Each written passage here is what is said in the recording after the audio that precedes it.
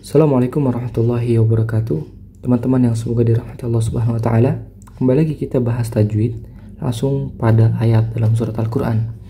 Sekarang kita lanjutkan masih di surat Al-Baqarah.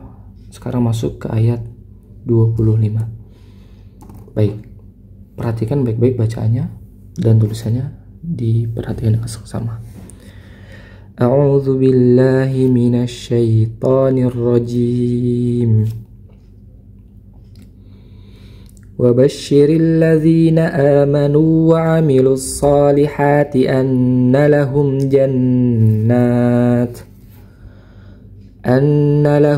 جنات تجري من تحتها الأنهار كلما رزقوا منها من ثمرة رزقا قالوا هذا الذي رزقنا من قبل وأتوا به متشابها ولهم فيها أزواج مطهرة وهم فيها خالدون. Nah, perhatikan wabashi. Nah, di sini huruf shin bertasydid ya. Huruf shin bertasydid, maka hendaknya ditahan dan ditekan 2 harakat. Wabashiril ladzina. Dan juga apalagi huruf shin ini dia memiliki sifat namanya tafasyi, menyebarnya udara ke seluruh bagian mulut. Jadi suaranya dan udaranya itu tersebar ke seluruh bagian mulut. Wabashiril ladzina. Nah, di sini ada hamzah wasal, ketika di tengah bacaan maka dia tidak dibaca. Langsung masuk ke huruf berikutnya. Wabashiril ladzina amanu. Nah, di sini ada alif sebelumnya fathah dan juga fathahnya terdapat pada huruf hamzah, maka dihukumi mad badal. Amanu panjangnya 2 harakat. Amanu di sini meskipun waw sukun bertemu dengan huruf waw tapi tidak diidghamkan. Kenapa? Karena waw sukun pertama ia merupakan huruf mad. Waw sukun sebelumnya dhammah menjadi penyebab panjangnya harakat dhammah sebelumnya. Amanu. Kemudian wa amilus solihati. Jadi kalau kita bacanya di sini, kalau kita bacanya amanu wa, itu maka kurang tepat ya. Tapi kita harus menyempurnakan huruf madnya, kemudian masuk ke huruf waw tanpa ditasydidkan. Amanu wa. Baik. Wabashiril ladzina amanu wa. Nah, amanu wa. Kemudian wa amilus solihati. Sod dia memiliki sifat isti'la dan itbaq. Jadi pangkal lidahnya ini sampai nempel pada langit-langit. So. Bukan berarti dimanyunkan kedua bibir kita.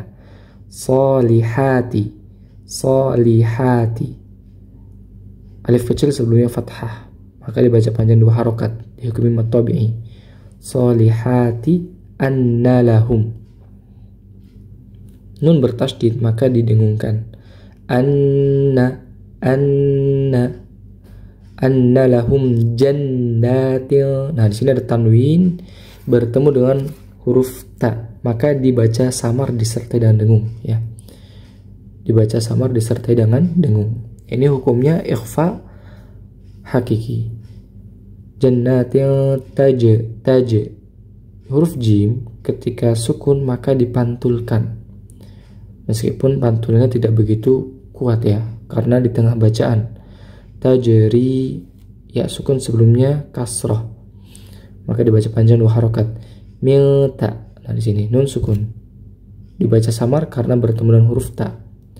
Miltahtihal anhar. Alif sebelumnya fathah dibaca 2 harakat. Tapi karena setelahnya ada huruf yang disukunkan karena waqaf, maka berubah hukumnya menjadi mad ard lisukun. Boleh 2, 4 atau 6 harakat. Menyesuaikan bacaan-bacaan sebelumnya ketika bertemu dengan mad ard lisukun. Baik. Kullama alif sebelumnya fathah panjang 2 harakat. ruziku minha. Minha di sini nun sukun bertemu dengan huruf H. Nun sukun bertemu dengan huruf H, maka dihukumi izhar, ya. Dihukumi jelas, nun sukunnya dibaca jelas karena bertemu dengan huruf-huruf halqiyah, huruf-huruf yang keluar dari tenggorokan. Ini diantaranya adalah huruf H. Minha min thamaratir rizqa. Di sini min thamarah, nun sukun bertemu dengan huruf ta, maka dibaca samar nun sukunnya, dihukumi samar disertai dengan dengung. Min thamaratir. Nah, di sini ada tanwin juga nih. Di sini ada tanwin, ya. Pada ta marbuthah dia harakatnya kasratain. Tanwin setelahnya huruf ra, maka dihukumi idgham. Idgham bila gunnah. Ini dimasukkan tanpa disertai dengan dengung. Samaratir riz. Jadi dimasukkan tanpa disertai dengan dengung. Rizqong. Nah, huruf zai. Huruf zai ini dia memiliki sifat, namanya sifat rokhawah. Jadi mengalir, suaranya mengalir, ya. Dialirkan baru masuk ke huruf berikutnya. Rizqo. Jangan apa? Jangan terpentok, jangan tertahan suaranya. Taib. Mil samaratir rizqong. Nah, tanwin bertemu dengan huruf kaf, maka dihukumi ikhfa. Ikhfa hakiki. Jadi emang karena huruf-huruf ikhfa ini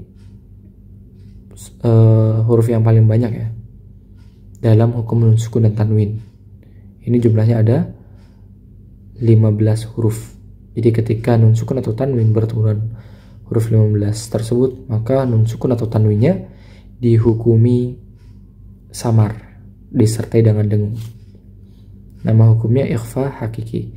Qalu hadzal ladzi. Nah, di sini ada hamzah wasal, tidak dibaca karena di tengah-tengah. Hadzal ladzi. Nah, di sini juga ada alif sebelumnya fathah, ya.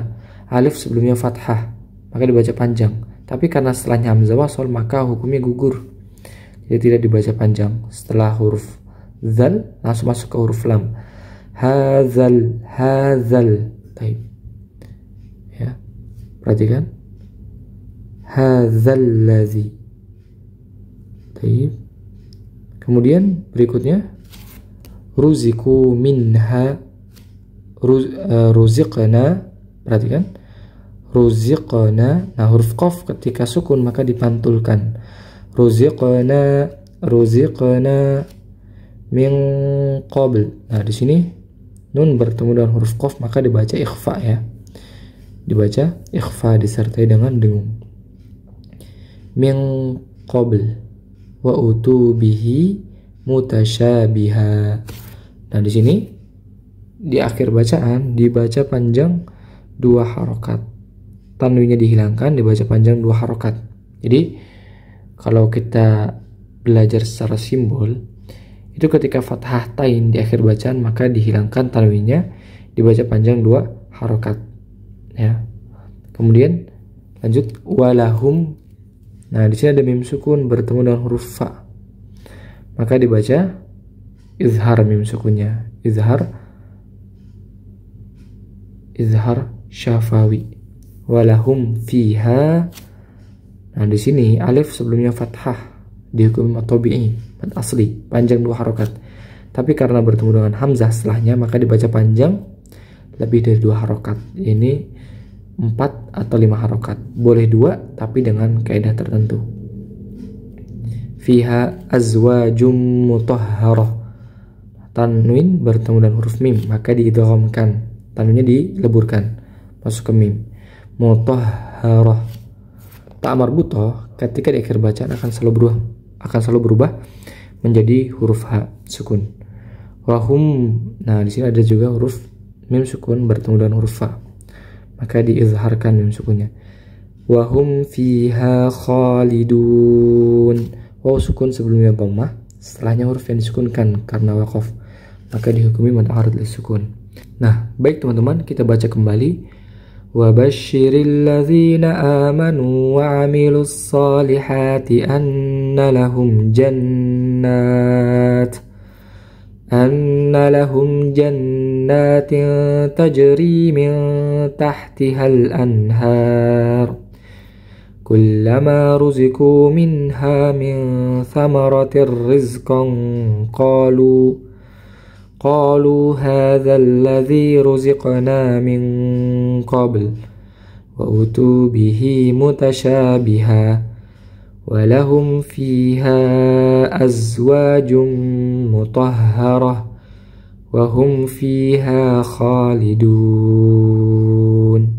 Baik, barakallahu fikum. Semoga bisa menjadi tambahan wawasan seputar tajwid teman-teman dan bisa jadi bahan murojaah teman-teman.